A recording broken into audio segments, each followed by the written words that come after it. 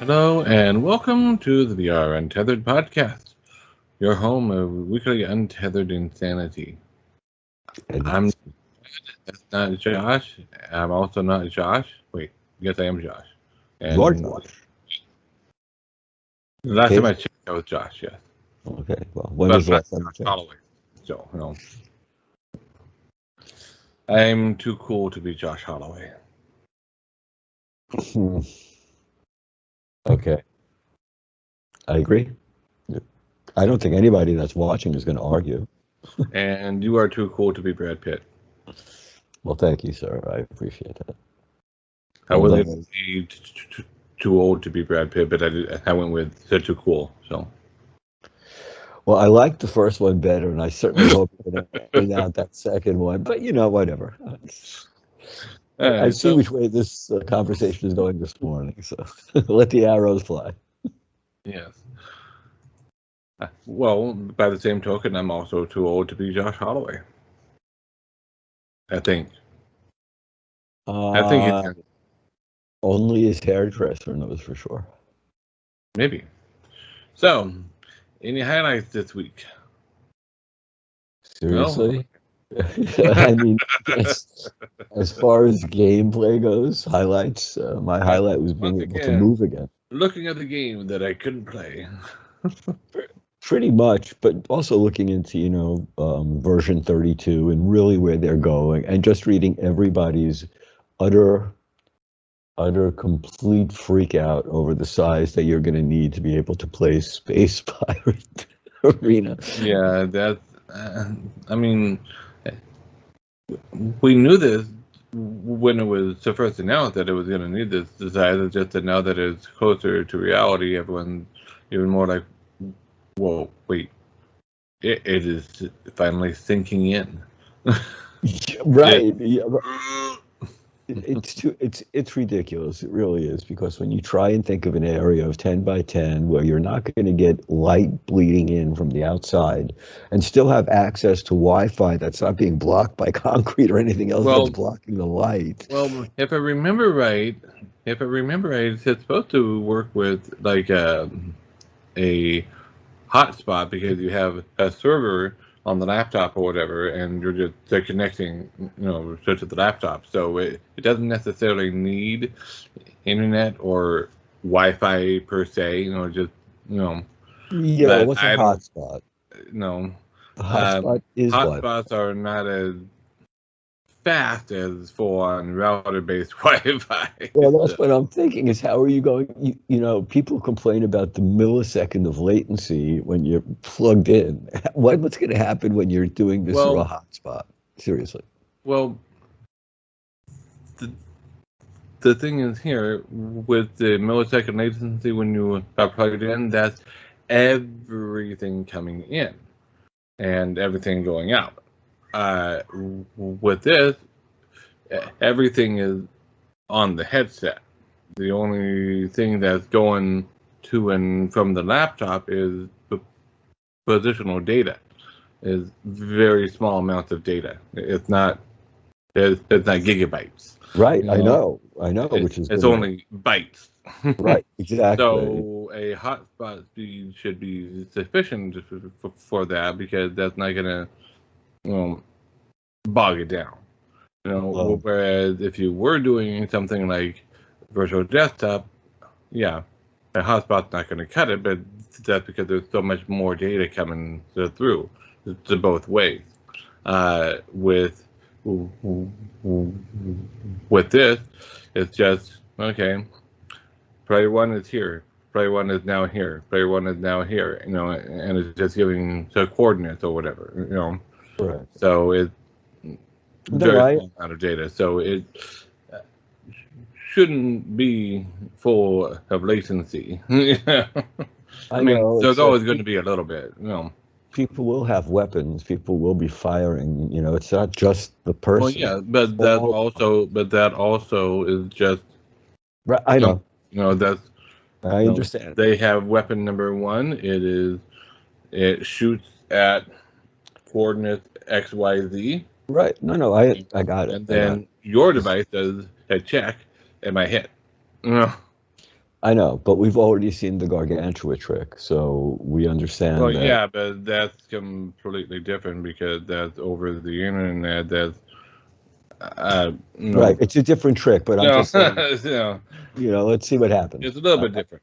No. I would love to see this work. I really do have a feeling though that somebody's either going to have to come up with some sort of sunglasses for the Quest in order for you to be able to play outdoors, because Well, or use a tent that casts a shadow. right, but I'm just saying buying a tent, you still have to set it up somewhere. Well, yes, but you are kind of jumping ahead to all the problems. Well, yeah, well, that's just it is when you read the article about what you're going to need to be able to play, the amount of friction between, Well, and this is not really highlighted. This is getting into discussion news. Yeah. Sorry, I skipped the format. So do you have anything else that's a highlight and not a? Well, no, I mean, the highlights this week all really seem to have very little to do with gameplay as much as the different metaverses being created, people's different approaches to where we're going now, where they think we are in the valley of, development, seeing cubism and seeing them using their VR, AR pass-through stuff, The valley of development, would that be Silicon Valley? Actually, thanks to RJ who put this out there. No, he showed the chart that went from what our ridiculous expectations were to what the ridiculously, okay. So, it's just that, yes, we finally are out of the valley and growing. And now it seems we're fighting against all the people that said, no, we passed our growth point and we can never grow anymore from here. So. Okay. So my highlights were reading basically this week and seeing where everything is fitting in. Yes. So, all right, well, let's move on to my highlights then. All right, moving on to new releases. No. My highlights this week were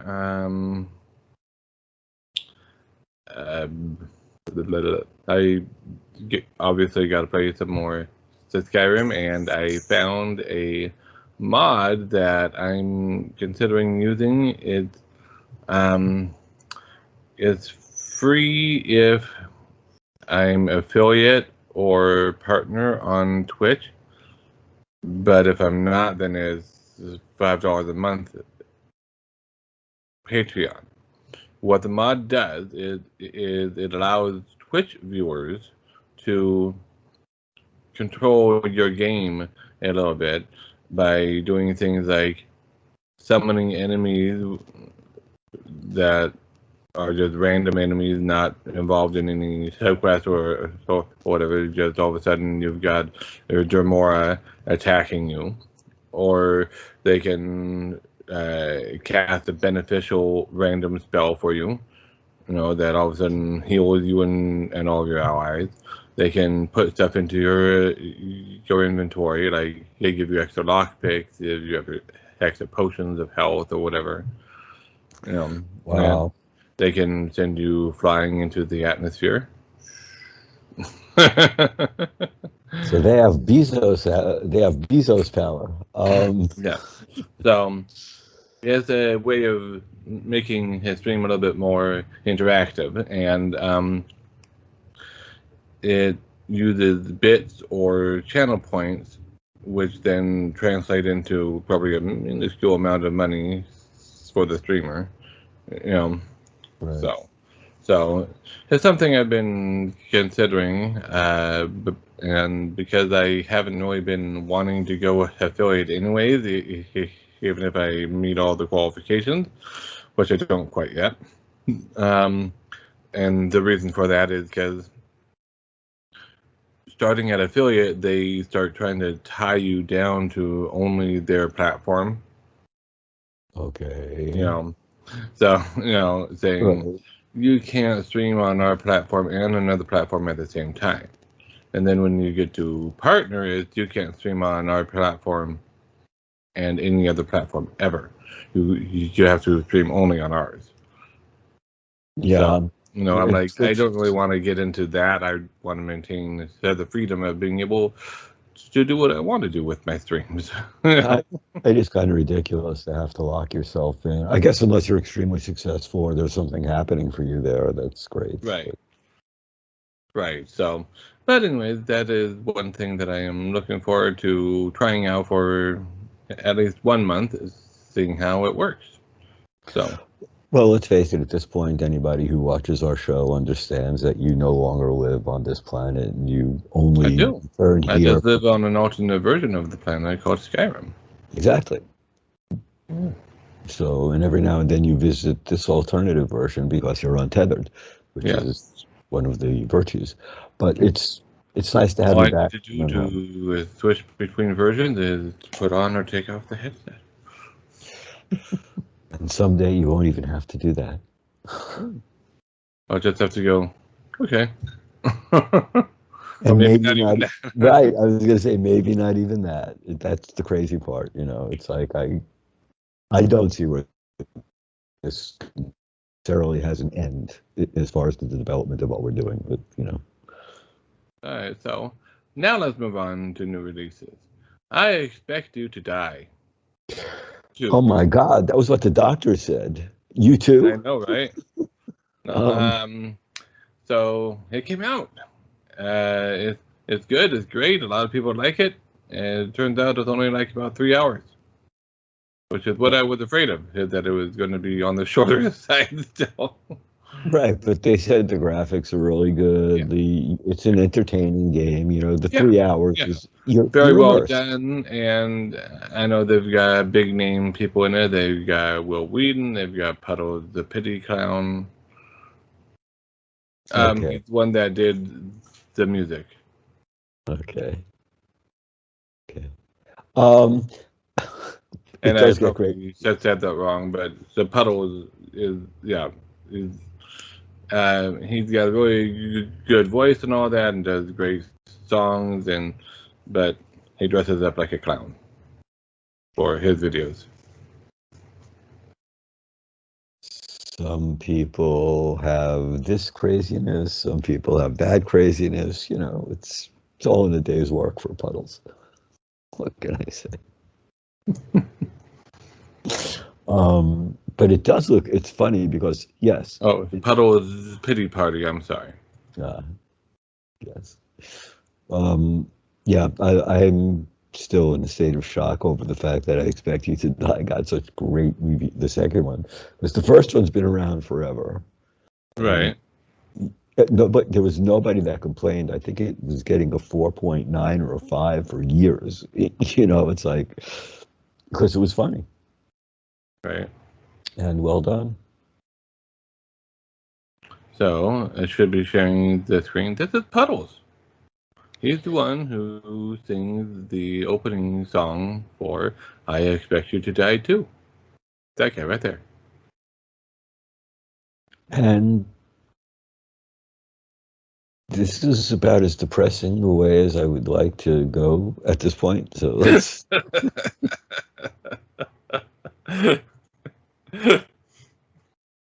Alrighty. I felt like very tethered to a clown there for a second. I didn't like the feeling. So, and Myst is now on PC VR. So, welcome to the club, PC VR users. Now you too can be trapped on a mysterious island that you have to figure out what the heck is going on and why these books are talking to you, and wonder, are you schizophrenic or is this real? All of this for a mere $19.90. How much is Myst these days? I don't know. I think it's in the $25 or $30 range. 25,000. That's what it is. 25,000. Wow, prices are really inflated in Skyrim, huh? No, actually, in Skyrim it'd be 1 gold. Now that's crazy. Yeah. What else is crazy is all of a sudden, out of nowhere, an app that I used to use on the Gear VR and then haven't heard of it since is now on the Quest. Mondly. I have it as well. It's a language learning application that tries to immerse you by putting you in an environment, and it's got the people start talking to you in the other language, and it uses the microphone to hear your response. So, and I always had issues with it because Oculus and Bluetooth stuff don't always work well, and I was using a Bluetooth headset at the time, so it could never understand me. And when I tried to not use the Bluetooth headset but use the built-in phone microphone, it picked up all the background noise and not me, and so, but that's hardware limitation, not necessarily software.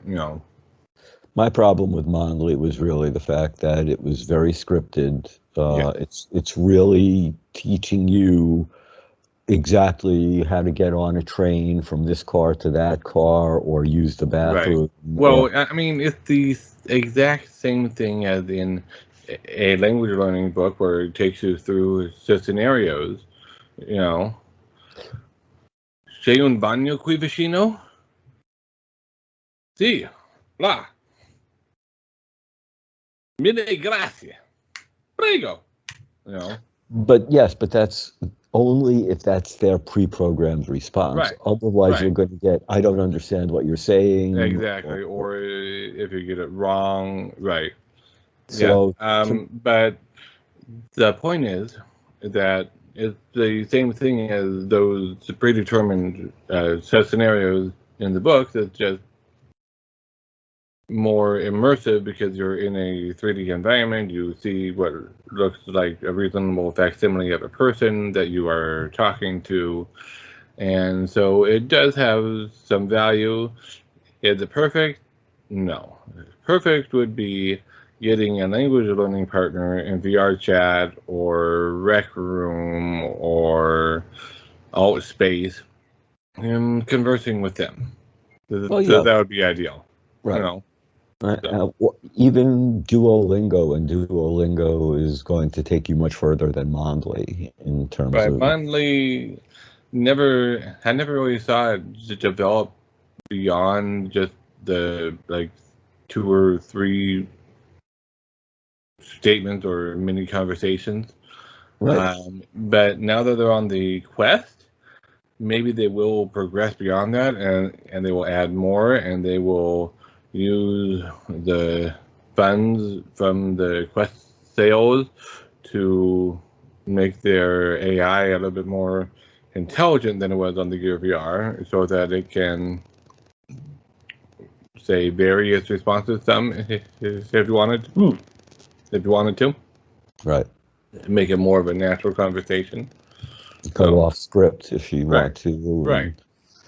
But for a basic level language learning, sticking to a script is kind of a tried and true approach. It's just very, very limited. Just very limited. So hopefully they progress beyond the Gear VR stage and open it up and make it less limited. Right. But I always did like the idea of it in general. The idea was great. Sitting in the train and talking to the person opposite you. Yeah, and the voice recognition. Right. The whole idea was great. So if you got the pronunciation right. Right. Yeah. To me, it was its limitations, because to me, I see something like Mondly getting together with someone like National Geographic, and it's like, okay, this country and this language, and how do I get from here to there? And now all of a sudden you have. Right. Or Mondly and Duolingo, say.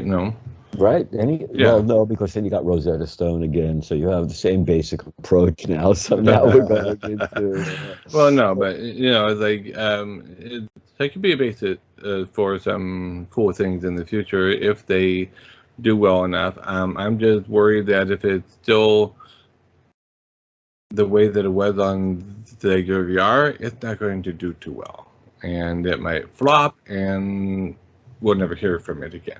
That's the same way I'm looking at National Geographic. It had a great idea when they came out, and once again, after the second module, nothing. Well, National Geographic is now moving on to bigger and better things, as we learned an episode or two ago. But yeah, I wish they had done more with that and gotten another experience or two out. So that would have been awesome. We also have Beat Arena out now from Konami, or as they say it in the video, Konami. And it is Guitar Hero, basically, in VR, with Japanese music. So, yeah. So basically what it is. So. It was a very good summary. Short and sweet. I think Japanese version of Guitar Hero in VR. Dun, dun, dun, dun. On to the next. Yeah, if you're into Japanese music and you're into Guitar Hero, this should be fun. It's got you pounding on the keyboard, hitting drums, strumming guitars, etc. So, right. Yeah. And moving on, we have Windlands that came out for the Oculus Quest via AppLab. This is the original Windlands, not Windlands 2, which was a lot better. This is the original Windlands. So. Right. The one that's not the better one. So, yeah, it's... But hey, if this one is now available via AppLab, maybe Windlands 2 is being worked on as well and will come at some point. Right. Anything's possible. Yeah. And in upcoming titles, we have Quantaar Early Access Pre-Alpha starts this weekend.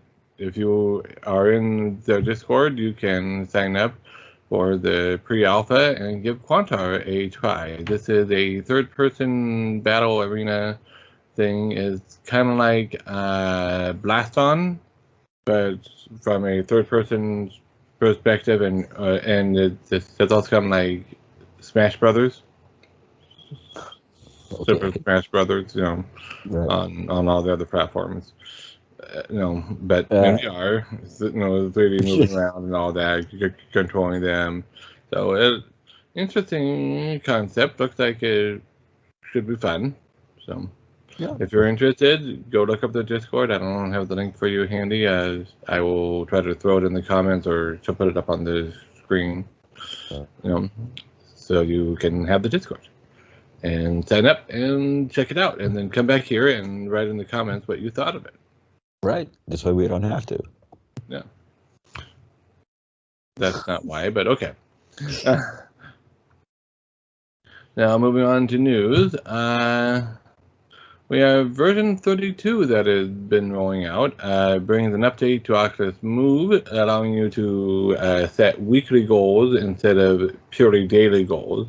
So, say you want to be active 3 days a week. Well, now you have all week to get 3 days, as opposed to I have a daily goal of 50,000 steps, or Right. So, that's nice that it gives more flexibility there, because not everybody wants to be held to a strict daily goal, but a more flexible weekly goal would work great for them. Right. This way it gives you the option. So. Yeah. It also brings updates to Friends and the social tab. How it was on version 31 and such is you had a Facebook profile and you had an Oculus profile. Friends, Oculus for friends, and you had to switch between them by clicking the button. The Road to VR article, I think, said one button. I recall it being more like it took a couple button clicks to switch. It wasn't just one click, but still, it was fairly easy. But it was a little bit annoying, to have to manually switch over if you want to check one and then switch back to check the other. Right. Now you will have both Oculus and the Facebook friends all on the same page. They will still not be able to see each other. The Oculus friends won't be able to see each your Facebook activity and vice versa. But they're all on one page now, so you don't have that annoying 2 or 3 button clicks to switch between. So. And you get the daily reminder that you're still tied to Facebook. So only if you check that daily. Exactly. Which I don't. Okay. And it brings changes to app gifting. You can now gift directly from your VR headset. So instead of having to use your computer or the mobile app on the phone, you can now, from within the app, go, oh, hey, I see them online. I want them to play this game with me. I'm going to gift it to them. And then invite them to join me in the game. So. Okay. So interesting.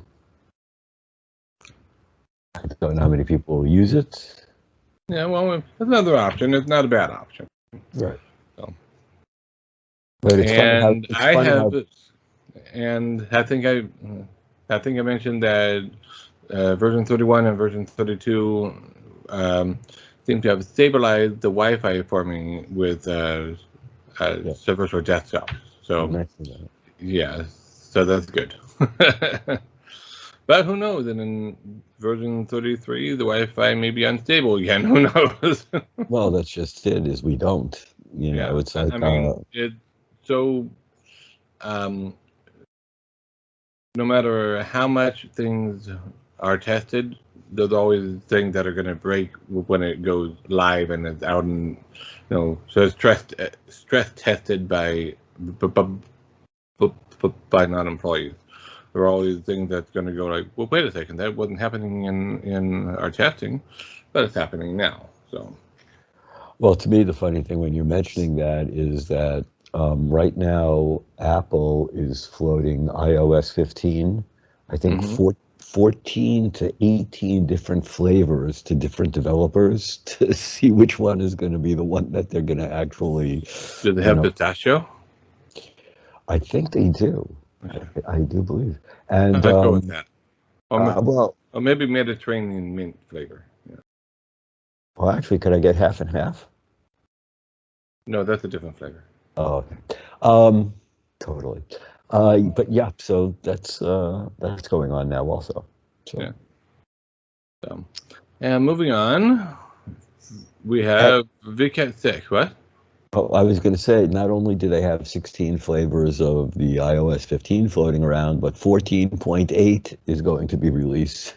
It's just I don't know what's going on anymore with these updates. It's crazy. It's like, yeah, I don't know either. But I know it's only tangentially related to VR and AR. Is it bringing updates to ARKit? I'm sure. It probably is, but we don't know what they are yet. So anyway, moving on to VCAT 6. Earlier this morning, as of the day we are recording this, was the end of VCAT 6. So I did a stream last night because the organizers of the market tours with the devs kind of fell down on the job and they weren't posting the stuff in the Discord anymore. So I was waiting for that, and then I was like, no, I'm just gonna go and do another little walkthrough tour of my own last night. So and this morning I went, oh crap, I never visited the Decagear booth. So I had to go visit the Decagear booth and put on a virtual Decagear headset and take a selfie with it. And if you had visited the Decagear booth in VCAT 6, you would have had an opportunity to pre-order it. Okay. So I think I'll give other people. They had opened it to sort of limited to pre-orders again, but only originating from VCAT 6. Right. So, and there was a chance to, and there was a chance to win a deck move every day. Oh, that's cool. Yeah. Yeah. I'd like to see how it actually plays out. A lot of these units seem to be, I don't know. Let's see where they all go. As they're being introduced into the market, like you say, when the rubber hits the road and we see how people are loving it, it's sort of like the reverb. Everybody was crazy about the reverb, and now nobody's as crazy about it as they used to be. The index, everybody was crazy about it, a little less crazy at this point. So, I'm just looking at all these different things that they're doing with the different headsets, and right now I think that we're all just looking at where the hardware is going to change, I think, at this point. I think we're looking at the Pico that's coming in hot and heavy right now, the Deca Gear, Apple, Sony. We have really 5 or 6 major players coming in really hot and heavy. So, right. And speaking of hot and heavy, you will once again have a chance to feel the hot and heavy breath of a velociraptor on the back of your neck in Jurassic World Aftermath Part 2, which now has a release date of September 30th. Wow, did you struggle for that segue or what? I did not. I felt it was a bit of a reach, but... Well, it came to me in a second. Okay. If that's your Raptor, that's your Raptor. What do you want me to say? Yeah, I know somebody that'll be looking forward to playing it. Yep. And I will be looking forward to watching videos of people playing it. Right. And hearing and seeing their reaction. It'll be interesting to see. I really wonder where they're going to go with it. I hope it pays off for the people that played it the first time around. Yeah, I hope so too. And the next big piece of news, we already touched on a little bit earlier, Space Pirate Arena. Oh my God. Also known as, rebranded to Space Pirate Trainer Deluxe or something like that. Or GX. Yeah, which is Space Pirate Trainer is going to be the delivery mechanism for Space Pirate Arena. It's going to be included as a DLC basically within the app, along with a new multiplayer versus game mode, which is kind of like Tetris Attack. You and a friend are going against the waves of the robots, and the better you do, the more robots appear to fight your friend. The better your friend does, the more robots appear to fight you. So it's basically a Tetris Attack game mode, right. Which is a fun game mode. So, and yes, Space Pirate Arena needs a huge amount of space. I've been kind of wondering how feasible it would be to rent or buy an actual warehouse, divide it up into like 4 Space Pirate Arena areas, and then rent that out as space for people to come and play. Yeah. Well, that's sort of the only way you're going to be able to. That's why I was saying I really want somebody to come out with sunglasses for the Quest so I can take it outside. I mean, that hard. You just need the right kind of curvature on the lens and a little sticky stuff to stick it on there. Just add some polarization and exactly get rid of the glare. Yeah. And that's the only way I can see this being feasible for the mass to be able to play, because like you're saying, how many of us are going to go out and start leasing warehouse space in order to be able to play? Yeah, and I believe it also said that there will be a single player mode for Arena as well, so you can, I guess, fight a bot or whatever, to fight an AI, which is good because even though the Quest is taking off and is becoming more and more popular, it's still the case that not everybody has someone nearby them that also has one that they know and are friends with. Right. Well, So, that was the other article I was reading the other day, which was as popular as VR has become, which obviously is less than 1/10 of 1% of the people on the planet have actually experienced it or understand what's going on with it, which is insane. It's like we live in a different universe. called Skyrim. No, that's where you live. I know you have several homes there. I've stayed at a few of them. They're very lovely. You're a very wealthy man in Skyrim. But no, seriously, it's like really what's going on here. Yeah. Yeah. Well, yeah. But yeah.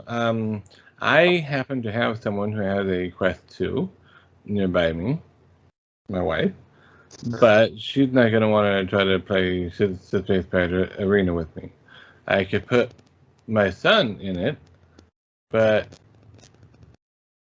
really me against a 10-year-old, Right. You don't you stand a know, chance with yeah, his reflexes. he wouldn't stand a chance, right? I say I that would. because I beat him at laser tag all the time, so.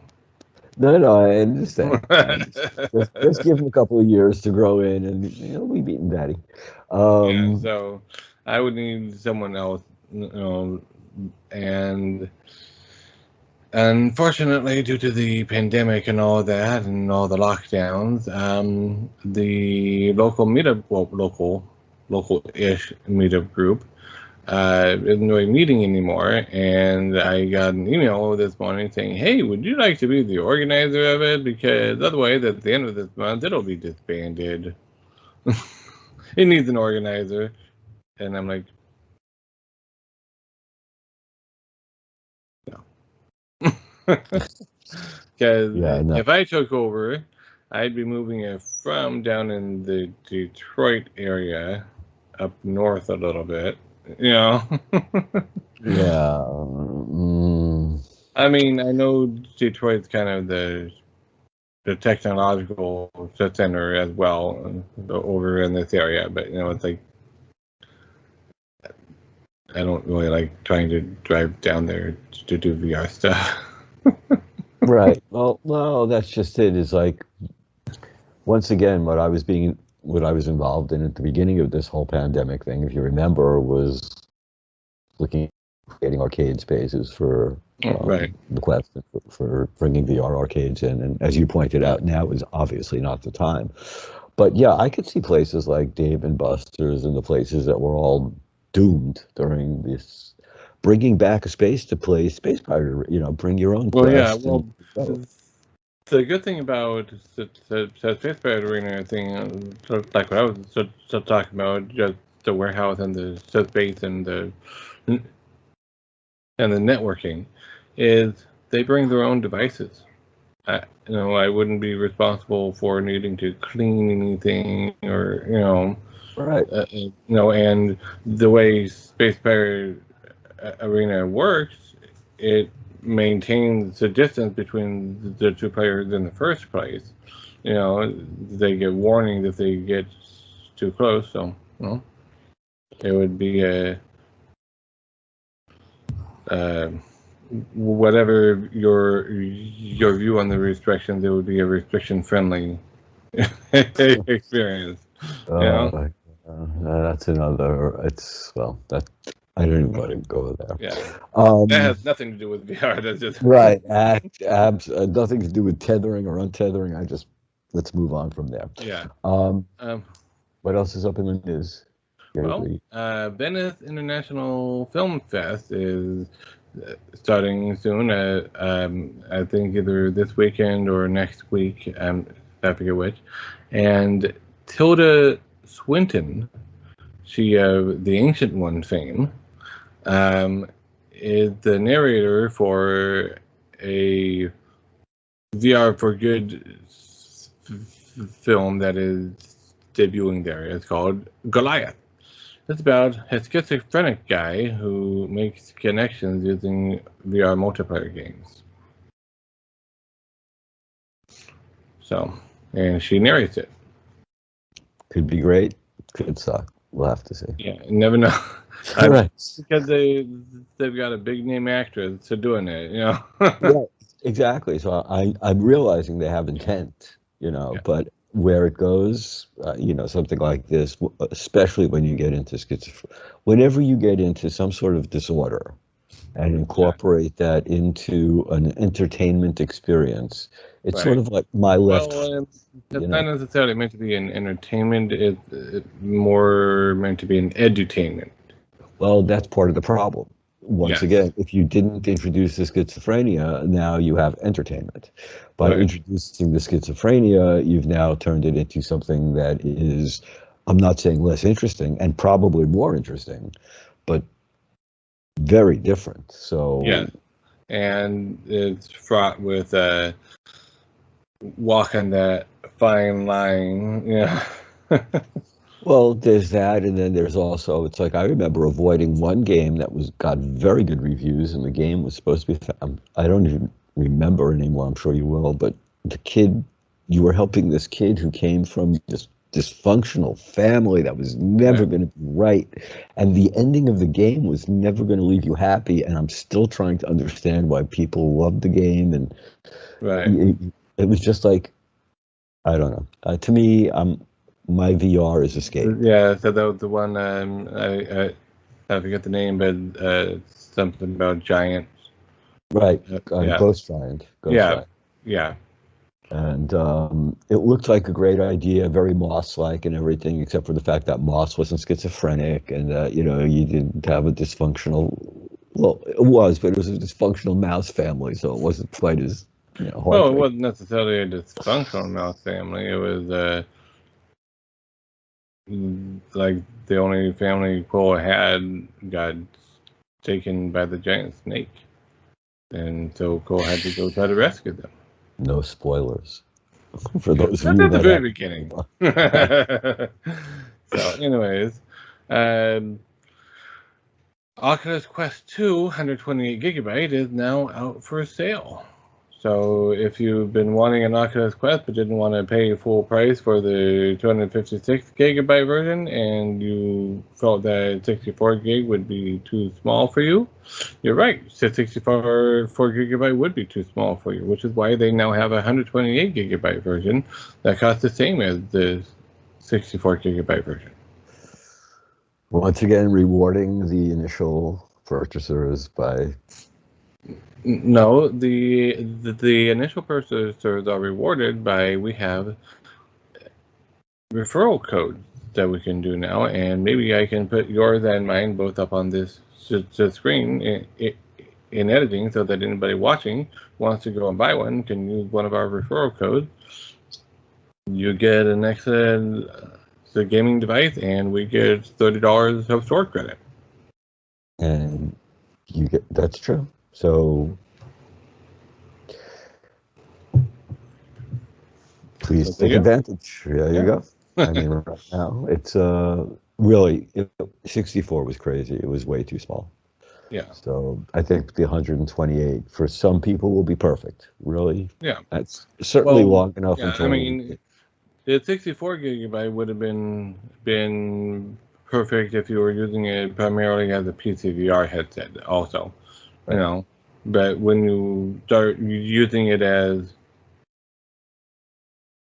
all the standalone games and whatnot, and especially if you start recording videos of your gameplay, then you want that larger storage space.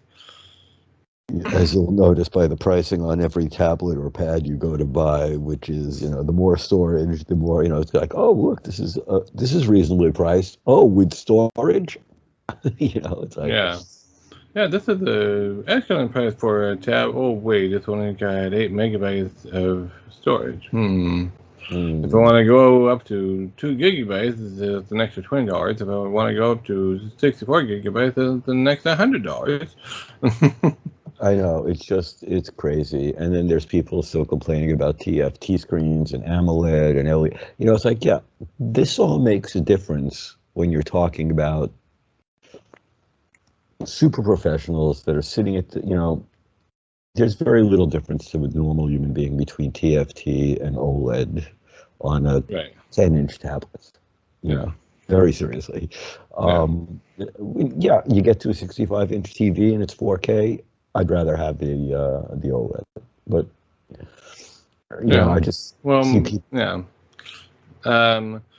The advantage of OLED on a tablet or a phone is the battery is battery saving, because all the black pixels are actually turned off and not doing any battery drain. And the advantage of OLED as well is it really shows off the Niantic Lightship Challenge winner's app. Okay. See, I never took that into account as one of the major. I know, but Niantic Lightship had a challenge of making an app with their SDK, and they chose a winner, and the winner was drumroll. I forget the name of it because I don't have it in front of me, and but it is basically Pokemon Go or Harry Potter Wizards Unite, but with spaceships locations. So you can walk around wherever you are, and you find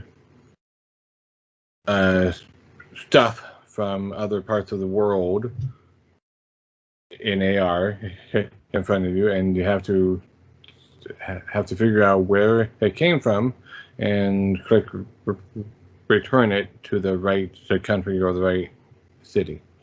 So, you know, look, I mean, it's how strange that Niantic would choose a winner in an app that very closely resembles their. You know what I mean? Shocking, right? Absolutely Geolocation. Right, exactly. I mean, do you think this is another advertisement for geolocation? You know, it's crazy. But I understand the more people they get that participate, the better the geolocation services they're able to. Geolocation is a big part of the SDK, so it would have to incorporate that. But I mean, the gameplay sounds very Pokemon Go-like. It sounds very Harry Potter Wizards Unite-like. You know, exactly. It just sounds like it's been skinned a little differently. You know, that's all. Yeah. Which is not necessarily a bad thing, but you know, it's like, I wonder why they chose that one instead of the one where you have to hide an object and then have someone else find it. Right. Yeah. That was the runner-up, by the way. There was a runner-up where you could hide a creepy-looking bubble head guy in the floor and have someone else then have to go and find him. Okay. Look, we're obviously getting desperate for entertainment here. So find the spy in your house. Oh, there he is. Yeah, that's no. Actually, that would make me want to buy that one if you could squish the guy when you found him. Let's talk to the developer.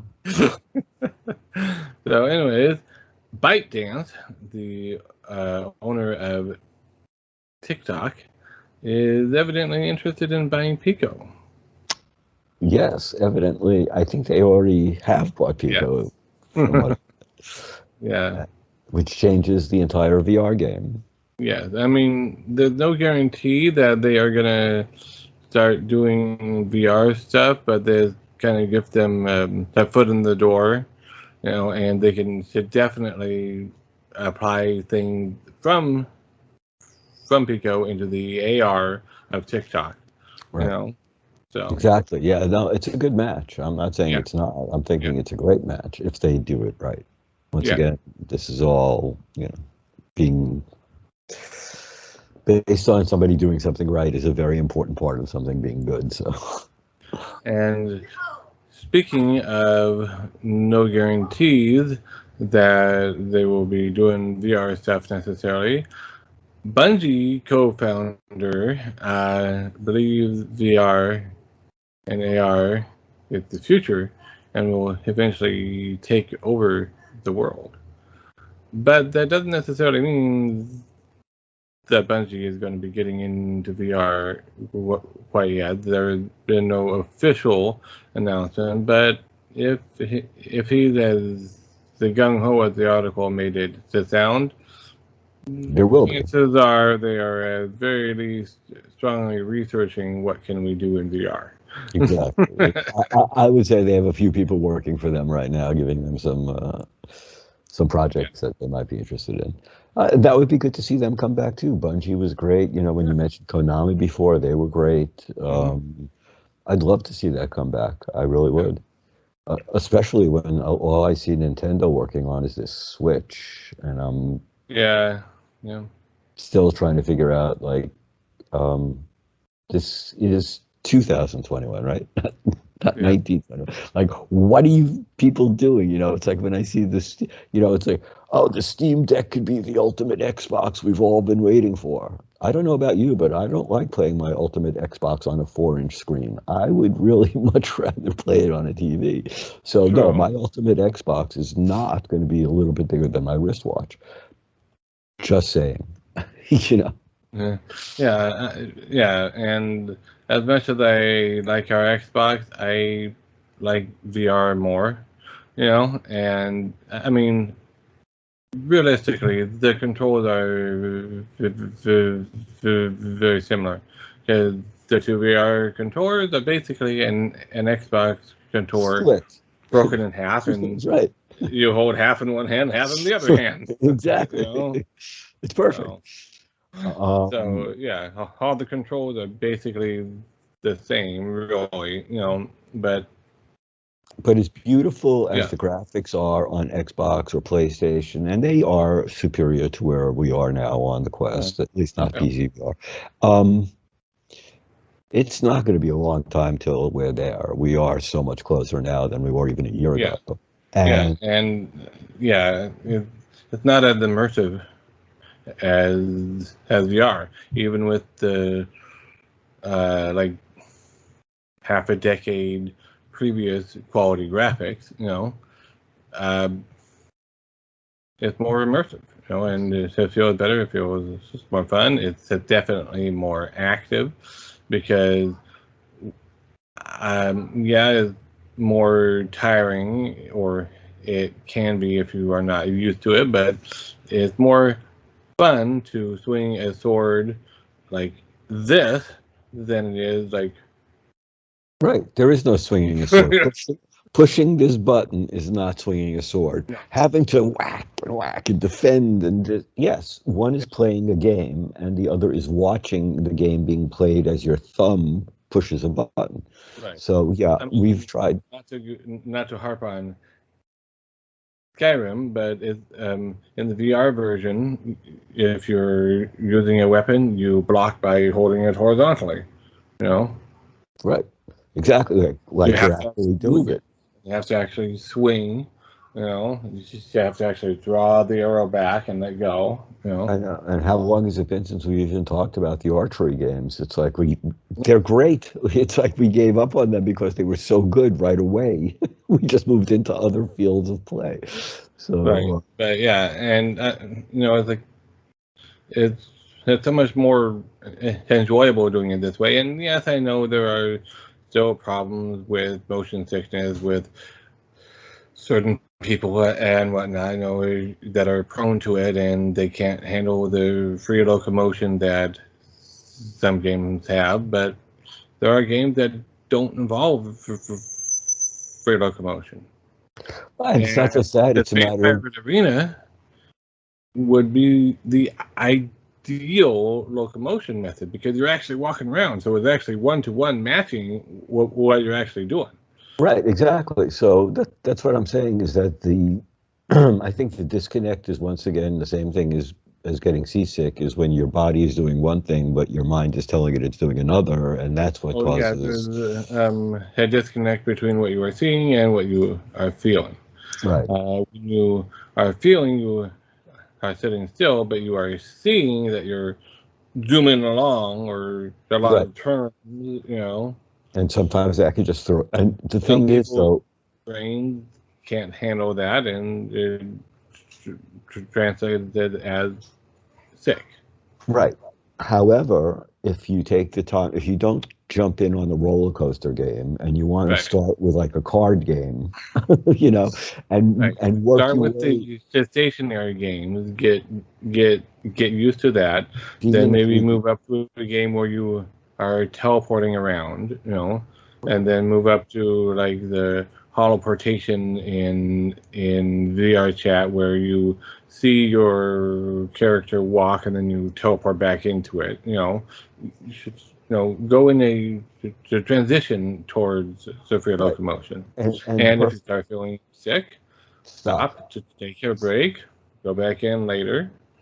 And if you start feeling sick again, stop, take your break, go back, and it's eventually you will build up a tolerance to it, and you'll be able to go for an hour or two before feeling sick. And I can tell you very, very honestly, and Josh knows at the beginning, my motion sickness was more pronounced. It wasn't Yeah. horrible, but it was pronounced. At this point, I can fly through Necco Arena. I can, do things that, I mean, seriously, that I never thought I'd be able to do Right, and not get sick because I adjusted over time. right. So it's like games I But it pop takes one. patience, and it takes not giving up at oh, I got sick. Okay, headset gone. Right, You know, right. And that's like just it. my brother-in-law, he hasn't touched VR for like half a year because he overdid it and he got motion sick. And he has overreactions to that sometimes, and so he hasn't touched VR. He's got a PlayStation VR. He's got a Quest 2.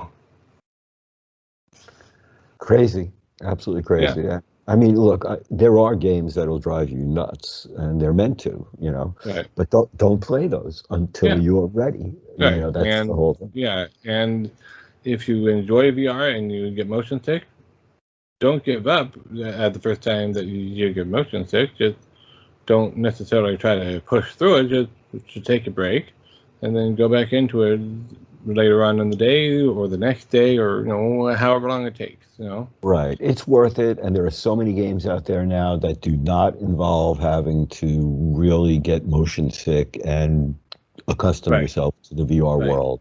right. And there are games that you would think would make you motion sick, like say Echo Arena, Mhm. which surprisingly a lot of people find that they are prone to motion sickness in other games that they go to Echo Arena and they're not motion sick.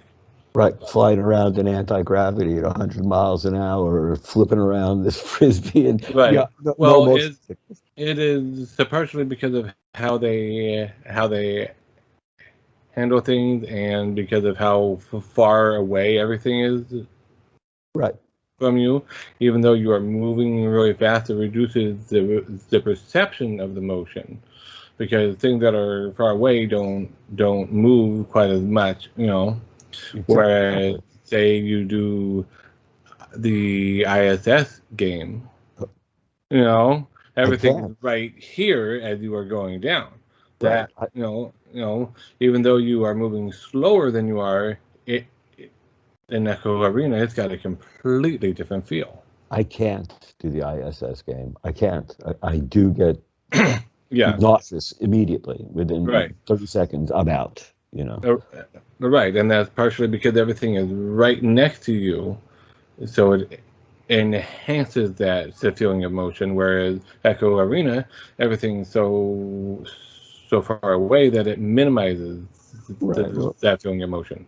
Or in population one, where I'll drop 1,000 feet to the ground and feel absolutely no problem in the pit of Right, my stomach right, and right, fly and run. And, right, it's like, if they right. do the game right, you'll be fine. Yeah. But if you're new to VR, start slow.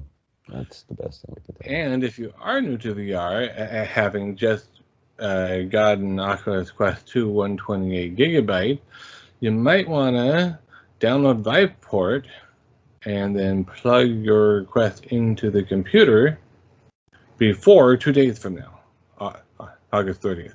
Correct. If you do that, you'll get a prompt inviting you to try a month of Viveport Infinity for free. You have until the end of the year to redeem that Right. that code, but you need to act before the 30th of this month to get the code. So if you don't have it and you would like to try a lot of video games in a very short period of time actually for nothing, which is about as cheap as it gets. Even better, for right, nothing. for nothing. So yeah, I would recommend anybody who hasn't done it, try Viveport. If you have the PC to play, obviously. Otherwise, And if you don't know what Viveport is, basically it's Netflix for VR games. Wow, You pay a monthly subscription and you can download the VR games and play them. right. It's been around for a long time. It's Netflix, it's Game Pass, it's EA Play, whatever you want to compare it to. Exactly. Definitely worth your time if you want to experience a vast variety of games, like I said, in a short period of time. Yeah, that's the way to go. Yep. So, on that note, thank you for watching. This brings us to the end of today's regularly scheduled insanity. Wow, but it feels so tethered. This is weird. Okay. So thank you for watching if you made it this far. If you didn't make it this far, how do you know what I'm saying? A question for the ages, Josh. A question for the ages. And I will say this. Enjoy the end of August, and we will see you in September. Yes. And remember, drag your friends over, make them like and subscribe right after you like and subscribe. Unless you already have subscribed, in which case only like. You can only subscribe once. Subscribing again, unsubscribe to. But you're not giving them So if you do subscribe again, you will have to subscribe again twice. I understand that, but you're not telling them to use the Gorn method that you usually use to describe. So that's implied. That's implied. Sorry. They should know enough by now that that's implied that you take your friend's head and you go in the keyboard until it happens to hit like and subscribe. Well, in case there's any new viewers, I just wanted them to understand. Oh, okay. So anyways, bye. Have a great week. Have fun. Take care.